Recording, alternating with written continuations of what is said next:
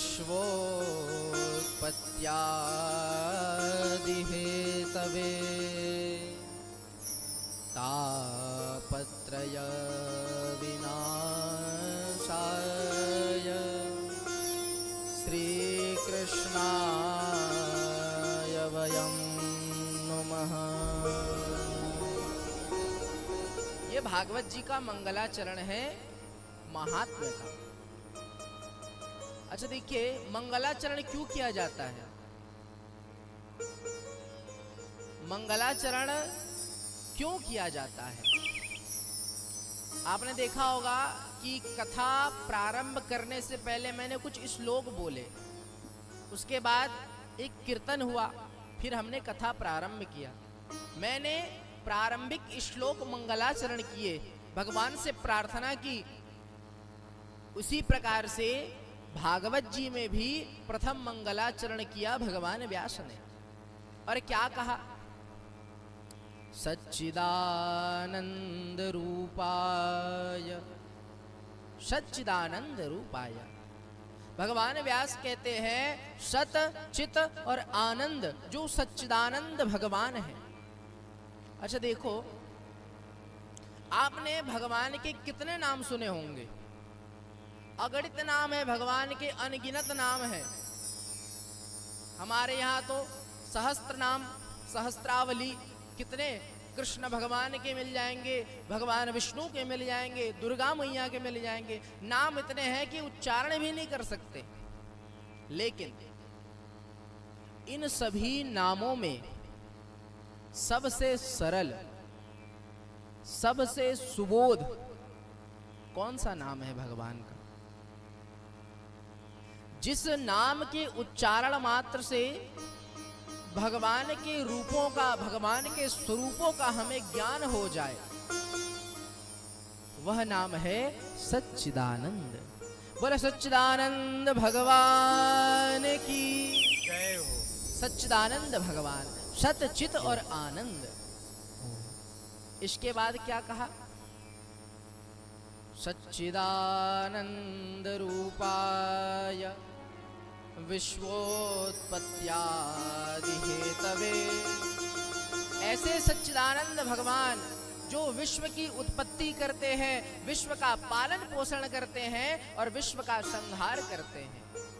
फिर क्या कहा? फिर कहा तापत्रय विनाशाय।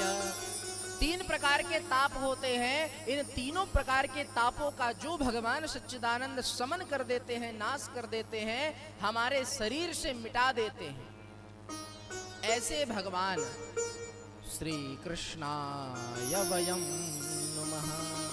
ऐसे भगवान श्री कृष्ण को हम प्रणाम करते हैं। ये तो साधारण अर्थ हुआ। अब इसकी गहराई में यदि हम प्रवेश करें तो सर्वप्रथम क्या कहा? सच्चिदानंद रूपाया। पहले तो हमको रूप को समझना पड़ेगा कि रूप और स्वरूप होता क्या है। देखिए, रूप और स्वरूप में भेद है। रूप क्या होता है? रूप वह होता है जो हम अपनों के साथ प्रकट करते हैं। जैसे कि ये मेरी माँ है तो इसके लिए मैं कौन हुआ? पुत्र हुआ। ये मेरा क्या है? रूप है। और स्वरूप क्या है? स्वरूप वह होता है जो आप संसार के सामने प्रकट करते हो। जैसे यहां पर मेरा स्वरूप क्या है? मैं एक कथा व्यास हूं, ये मेरा स्वरूप है। ये मैं सबके सामने दिखा रहा हूं। मैं अपनी माता को भी दिखा रहा हूं, पिता को भी दिखा रहा हूं। ऐसे ही भगवान के भी रूप और स्वरूप होते हैं। जैसे भगवान के अर्चावतार हो गए। भगवान के ये जो सच्चिदानंद है, ये भगवान के क्या है? ये भगवान के रूप है। भगवान की जो मंदिरों में प्रतिष्ठा की जाती है, जो उनका विग्रह है, ये सभी भगवान के क्या है? स्वरूप है। अब यहां पे बात आई सच्चिदानंद। सत, चित और आनंद। इसको थोड़ा सा ध्यान से समझिएगा, सावधान होकर इस बात को थोड़ा ग्रहण कीजिए। भगवान का नाम क्या है? सच्चिदानंद। देखो भैया, यदि आप भी अच्छे मन से श्रवण करोगे तो मुझे भी बोलने में आनंद की अनुभूति होगी। यदि आप ही आलस होकर के बैठे रहोगे तो मुझे भी अच्छा नहीं लगेगा, मुझे भी आनंद नहीं आएगा। इसीलिए जैसे भागवत जी में कहा जाता है कि जो सात्विक वक्ता हो और सात्विक श्रोता हो तो दोनों का तालमेल बना रहता है। चलो ये भी नहीं, सात्विक वक्ता हो लेकिन राजसिक श्रोता हो तो फिर भी थोड़ा कह सके कि हाँ तालमेल बना हुआ है। लेकिन अब तामसिक श्रोता हो और तामसिक वक्ता हो तो उनका क्या तालमेल, वो तो आपस में ही तू मैं करेंगे। तो इसीलिए थोड़ा सा आप भी हर्ष और उल्लास से, जिससे मुझे भी कथा कहने में, भगवान की लीलाओं को गाने में आनंद की अनुभूति हो। तो मैं यदि आपसे कुछ पूछता हूं तो आप हाँ या गर्दन हिला के कुछ मुझे संकेत कीजिए जिससे मुझे लगे कि आप श्रवण कर रहे हो, ठीक है ना। तो भगवान का नाम क्या कहा, सच्चिदानंद। तो अब इस सच्चिदानंद भगवान को समझते हैं। सत, चित और आनंद। सत घन, चित घन और आनंद घन। अच्छा, घन किसे कहा? घन का अर्थ हुआ भंडार। सत घन अर्थात सत्य का भंडार, चित घन अर्थात चित्त का भंडार, आनंद घन अर्थात आनंद का भंडार। ऐसा भगवान जो सत से भरा हुआ हो, जिसमें झूठ मिथ्या कभी प्रवेश नहीं करता, ऐसे भगवान कौन है? ये भगवान सत्य है। आपने ये चीज देखा होगा, सत्य सबको अच्छा लगता है। यदि कोई आपसे झूठ बोले तो आपको अच्छा लगेगा? नहीं लगेगा ना। तो अर्थात आप भी तो सत्य को ही मानते हो ना। अच्छा, किसी ने कह दिया कि हम भगवान को नहीं मानते, हम नास्तिक हैं, लेकिन उस नास्तिक व्यक्ति को भी यदि आप झूठ बोलोगे तो उसको अच्छा लगेगा कि बुरा लगेगा? अर्थात सत्य तो वह भी चाहता है, सत्य का पुजारी तो वह भी है कि हाँ मुझे कोई सत्य कहे। तो सत्य कौन है? सत्य भगवान है, सत्य भगवान है। और एक बात और, आप कितने भी झूठे हो, कितने भी महान ठगियां हो, लेकिन मंदिर में जब जाते हो, सच सच बताना, मंदिर में जाते हो तो भगवान से क्या कहते हो? हे प्रभु, आप वो बात किसी को नहीं बताते, लेकिन भगवान से वो बात अवश्य कहते हो कि प्रभु आज मेरे से ये गलती हो गई, आज मैंने इसको झूठ बोल दिया। लेकिन भगवान से झूठ बोलते हो? भगवान से हमेशा सत्य बोलते हो जो तुम्हारे साथ हुआ होता है। तो आप भगवान को कुछ समझते हो, इसीलिए तो वो बात कहते हो कि प्रभु आप सत्य हो तो आपको मैं सत्य ही बोलूंगा। तो भगवान का एक रूप क्या है? सत्य है। अब दूसरा रूप कहा, दूसरा रूप क्या कहा? तो चित कहा भगवान को। सत चित प्रवेश नहीं हो सकता। अब एक बात ये सिद्ध कैसे हुआ कि भगवान प्रकाशमान है? हम सबको अंधेरे को मिटाने के लिए किसकी आवश्यकता पड़ती है? दीपक हो गया, मोमबत्ती हो गई, और ये विद्युत उपकरण जैसे लाइट हो गया, इनकी आवश्यकता पड़ती है। और यदि भगवान भुवन भास्कर उदित हो गए तो सवेरा हो गया, तो अंधकार मिट गया। लेकिन उस परमपिता परमेश्वर को किसी चीज की आवश्यकता नहीं पड़ती, क्योंकि वो स्वयं प्रकाशमान है। उन्हीं से ही भगवान सूर्य और चंद्रमा हमको प्रकाशमान करते हैं। तो भगवान कौन है? चित्त है। और दूसरी बात कही ज्ञान। भगवान में कभी अज्ञानता नहीं आ सकती। अगर भगवान में अज्ञानता आ गई तो हमारे लिए तो भगवान का कोई अस्तित्व ही नहीं रह गया, क्योंकि वो तो स्वयं अज्ञानवान है। तो हमको किस प्रकार से वो ज्ञान देंगे? अब चित्त की बात एक और कहें, प्रकाश। अब हमारे भीतर, अब सब मानते हो कि हमारे भीतर कोई तो है जो हमको चला रहा है, हमारे कार्य कर रहा है। मानते हो कि नहीं मानते? अरे बोलो भाई, हाँ ना कुछ तो बोलो। अब ये कैसे सिद्ध हुआ, या कैसे आप कह सकते हो कि कोई हमारे अंदर है जो हमसे ये सब कार्य करा रहा है? मेरा हाथ ऊपर कर रहा है, नीचे कर रहा है, कौन कर रहा है? आप बोलोगी कि नहीं ये तो मैं कर रहा हूं। यदि आप कर रहे हो तो जब आपके अंदर रहने वाला यदि निकल जाता है तो आपका शरीर ऊपर नीचे क्यों नहीं होता? आपको शमशान में लेकर के जला क्यों दिया जाता है? क्योंकि आप नहीं हो। आपके भीतर जो प्रकाश रूप में, जो आत्मा के रूप में बैठा हुआ कौन है? चित्त है, जो भगवान का स्वरूप है। यदि वही आपके भीतर से, आपके अंदर से निकल करके चला जाए तो क्या आप यहां पे बैठ पाओगे? तो ये कौन है? ये भगवान का चित्त स्वरूप है। अब आनंद की बात, अब आनंद की बात कैसे? देखो आजकल हम क्या कहते हैं, आनंद को हमने अनुभूति हम सब चीज में करने लगते हैं। जैसे हमने किसी ने कोई अच्छा सा खाद्य पदार्थ खाया, जैसे मान लो किसी को मिठाई बहुत पसंद है, ठीक है, अब उसको हमने मिठाई खिला दिया, तो अब यही आप उससे पूछो कि भाई मिठाई कैसे लगा, तो क्या बोलता है? आनंद आ गया। आपको किसी ने कुछ अच्छा गिफ्ट दे दिया, तोहफा दे दिया, तो आप क्या बोलोगे? अरे वाह, आनंद आ गया आज तो। ये आनंद नहीं होता, इसको हम कहते हैं क्षण भर का सुख। अगर ये आनंद होता तो सदैव विद्यमान रहता। अब देखो आनंद इसको मैं क्यों नहीं कह रहा हूं। आपको यदि खाने में रसगुल्ला पसंद है, ठीक है, ध्यान से सुनिए मेरी बात। यदि आपको खाने में रसगुल्ला पसंद है, आपको एक खिलाया जाए, दो खिलाया जाए, तीन खिलाया जाए, अब खिलाते खिलाते जब आपका पेट भर जाए और आपके सामने एक थाल भरकर रसगुल्ला और रख दिया जाए, तो क्या आप उसको खाओगे कि अपने से दूर करोगे? बताओ, दूर करोगे।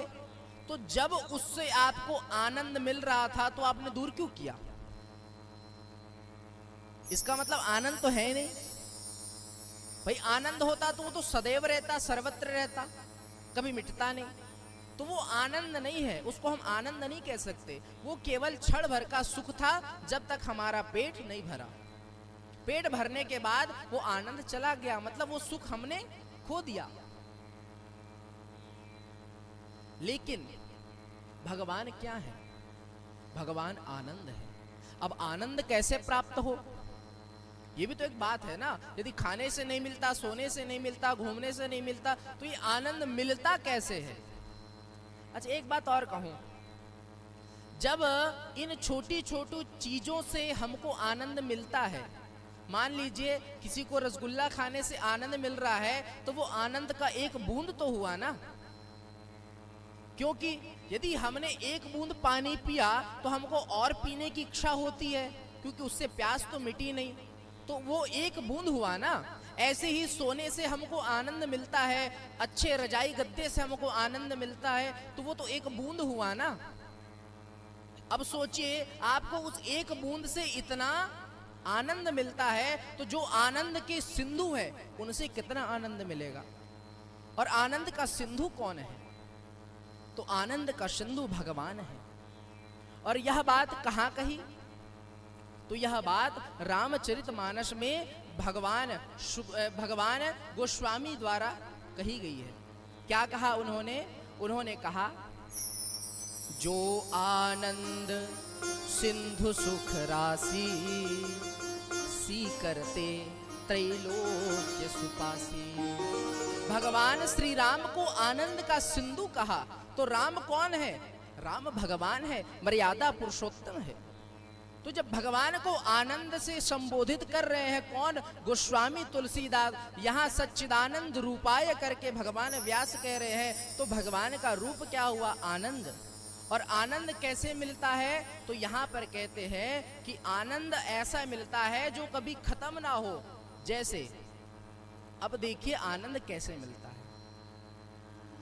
एक चीज आपने हमेशा ध्यान दी होगी, आपके कानों में यदि कोई आवाज जाती है, चाहे वह किसी भी चीज की आवाज हो, यदि आपको वह प्यारी लगती है तो आपका शरीर अपने आप थिरकने लगता है। जैसे आपने कोई छत्तीसगढ़ी गाना सुना, ठीक है, उसकी म्यूजिक आपको अच्छी लगी, धुन अच्छी लगी, तो आपका शरीर अपने आप हिलने लगेगा। कभी पैर थपथपाओगे या हाथ उठाओगे, होता है, सबके साथ होता है। लेकिन वही चीज यदि भगवान में जुड़ जाए तो वो आनंद कभी खत्म नहीं होती। और ये बात कहाँ सिद्ध होती है? जब यदि आप भगवान के संकीर्तन करेंगे, भगवान के गुण लीलाओं का श्रवण करेंगे, जब आपके हृदय में भगवान के प्रति भक्ति उत्पन्न होगी, तब आपके अंदर जो आनंद होगा वो किसी को दिखाई नहीं देगा, केवल आपको उसकी अनुभूति होगी। आपकी जो अनुभूति है वही आपको आनंद प्रदान करती जाएगी। अब जैसे आनंद कहीं से नहीं आता, दरवाजे से नहीं आता, खिड़की से नहीं आता, आसमान से नहीं आता, नीचे भूमि से नहीं आता, उसका कोई आने का स्थान नहीं है, कोई जगह नहीं है, कोई द्वार नहीं है। जहां पे आप उसकी अनुभूति करोगे आपको आनंद वही मिलेगा।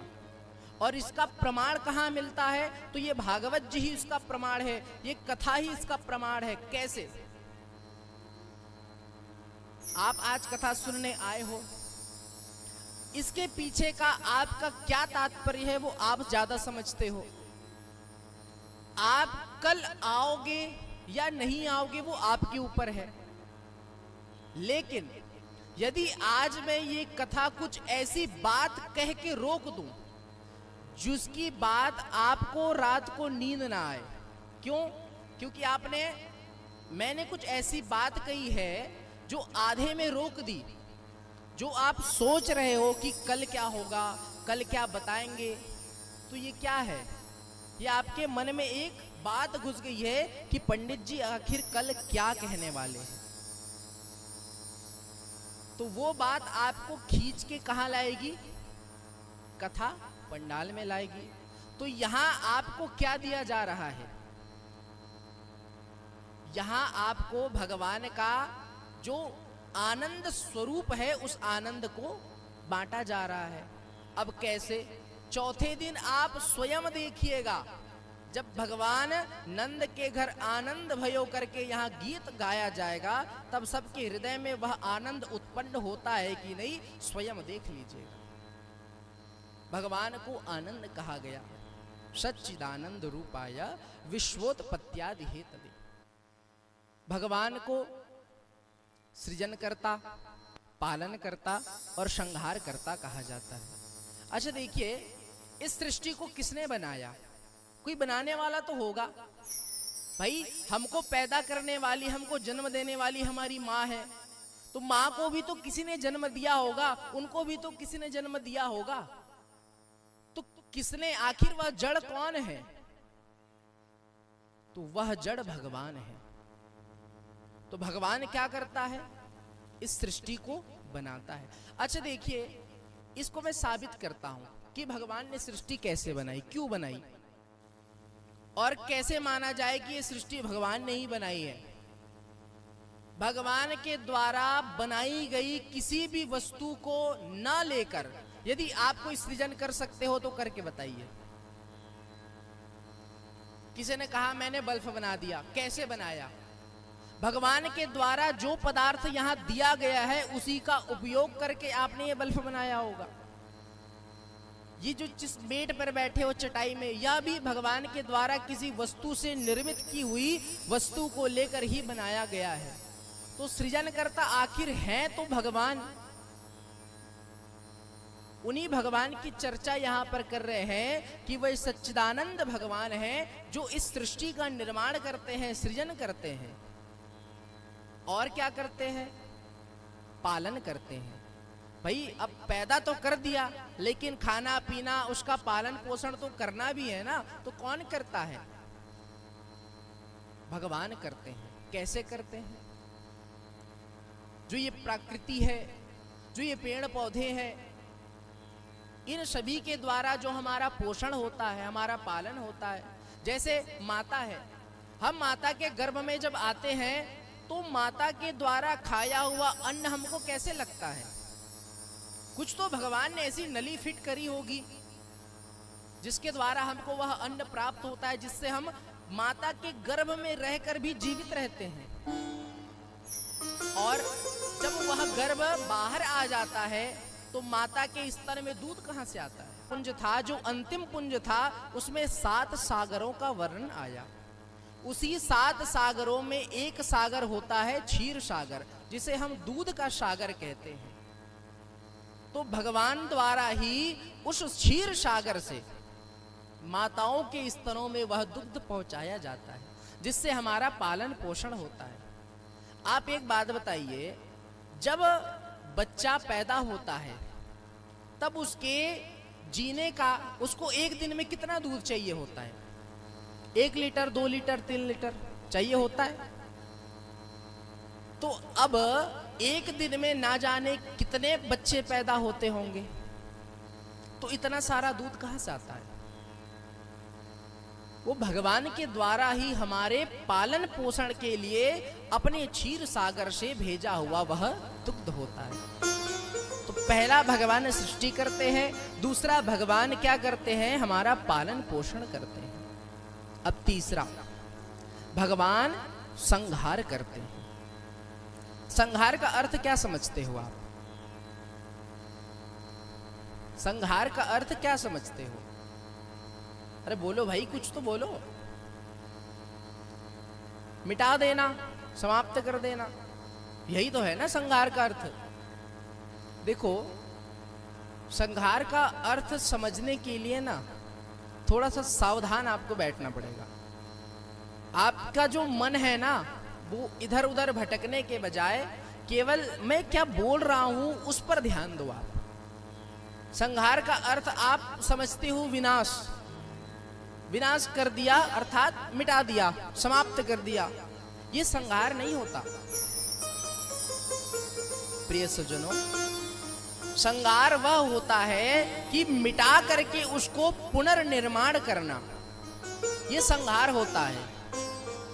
जैसे भगवान ने सृष्टि बनाया, सृष्टि का पालन किया और सृष्टि का संहार करके उसका पुनर्निर्माण किया, अर्थात फिर से सृष्टि को बनाया, इसको संहार कहते हैं। मिटाने को संहार नहीं कहा जाता है। मिटाने को तो ये कह दे कि मिटा दिया, उसका नाश हो गया, विनाश हो गया, अब वो फिर से नहीं बनने वाला। अब आप रोटी खाते हो गेहूं की, बढ़िया गरम गरम फुल्का, तो गेहूं को जब आटे वाली चक्की में डाला जाता है तो वो क्या बन जाता है? पाउडर बन जाता है। अर्थात गेहूं का तो विनाश हो गया ना, अब उसको पुनर्निर्माण तो नहीं कर सकते तुम आटे को फिर दोबारा, तो वो तो मर गया, उसका विनाश हो गया। लेकिन अब संहार किसे कहते हैं? आपने वो गेहूं का दाना लिया, उसको जमीन में बो दिया। अब जमीन में बोने के बाद वो मर तो गया, लेकिन उस गेहूं से जो पौधा निकल करके और उसमें 2, 4, 6, 8 गेहूं निकले, वो क्या हुआ? वो उसका पुनर्निर्माण हो गया। इसी को ही संहार कहा जाता है। संहार का अर्थ विनाश करना नहीं होता। संहार का अर्थ होता है कि पुनर्निर्माण करना। इसके बाद भगवान को क्या कहा? तापत्रय विनाशाय श्री कृष्णाय वयं नमः। तापत्रय विनाशाय, रामचरितमानस में इन तीनों तापों का वर्णन आता है। दैहिक, दैविक, भौतिक तापा, 3 प्रकार के तापों का वर्णन आता है। दैहिक ताप, भौतिक ताप और आध्यात्मिक ताप। दैहिक, दैविक और भौतिक, जिसे आध्यात्मिक कहते हैं। अब इन तीनों तापों का भगवान नाश करते हैं, अर्थात मिटा देते हैं, सदैव के लिए दोबारा आने नहीं देते, प्रवेश करने नहीं देते। अब ये तीनों प्रकार के ताप होते क्या है? दैहिक ताप, जो हमारे देह के द्वारा हमें प्राप्त होती है, शरीर के द्वारा जो प्राप्त होती है। शरीर के द्वारा क्या हमें ताप प्राप्त होता है? जैसे हमको बुखार आ गया, हमको सर्दी आ गई, हमारा सर दर्द कर रहा है, हमको मानसिक कोई परेशानी है, किसी ने हमको कुछ अपशब्द कह दिया, हमको बुरा लग गया, ये ताप जो है ना, ये हमारे शारीरिक ताप है, इसको दैहिक ताप कहते हैं। और दैविक ताप क्या हुआ? जो हमें देवताओं के द्वारा प्राप्त होता है, वह दैविक ताप है। देवताओं के द्वारा क्या ताप हमको प्राप्त हुआ? जैसे अत्यधिक गर्मी हो गई, जो हमारे लिए असहनीय है, अत्यधिक ठंड हो गई, जो हमारे लिए असहनीय है, कहीं पे भूकंप आ गया, कहीं पे वज्रपात हो गया, कहीं पे बादल फट गया, ये देवताओं के द्वारा जो हमको ताप दिया जाता है। और आध्यात्मिक ताप, जिसे हम भौतिक ताप कहते हैं, जो भौतिक वस्तुओं के द्वारा हमको प्राप्त होती है। जैसे किसी सर्प ने हमको काट दिया, किसी बिच्छू ने डंक मार दिया, हम साधन से जा रहे थे, उसका दुर्घटना हो गया, इसके द्वारा जो हमको ताप मिलता है, इन तीनों प्रकार के तापों का भगवान शमन करते हैं, नाश करते हैं। अब अंत में कहा श्री कृष्णाय वयम नमः। ऐसे सच्चिदानंद स्वरूप जो इस विश्व को बनाते हैं, विश्व का पालन करते हैं, विश्व का संहार करते हैं, जो तीनों प्रकार के तापों का नाश करते हैं, ऐसे भगवान श्री कृष्ण को हम प्रणाम करते हैं। लेकिन केवल भगवान श्री कृष्ण को नहीं, श्री कृष्णाया, श्री अर्थात हमारी लाडली जी, हमारी राधा रानी। देखिए, हमारे यहाँ एक की उपासना नहीं करते, हमारे यहाँ युगलोपासना की विधि है। हमेशा युगलों में हमारी पूजा की जाती है। जैसे सीताराम, राधे श्याम, गौरी शंकर, लक्ष्मी नारायण, हम युगलोपासक हैं, हम एक की उपासना नहीं करते। इसीलिए श्री का अर्थ यहाँ पे राधा रानी है। राधा रानी के सहित भगवान श्री कृष्ण को हम क्या करते हैं? प्रणाम करते हैं। श्री कृष्णाय वयम नमः। बोलिए भक्तवत्सल भगवान की। इस प्रकार से मंगलाचरण किया गया। आइए एक सुंदर भजन को श्रवण करते हैं, फिर पश्चात आगे कथा में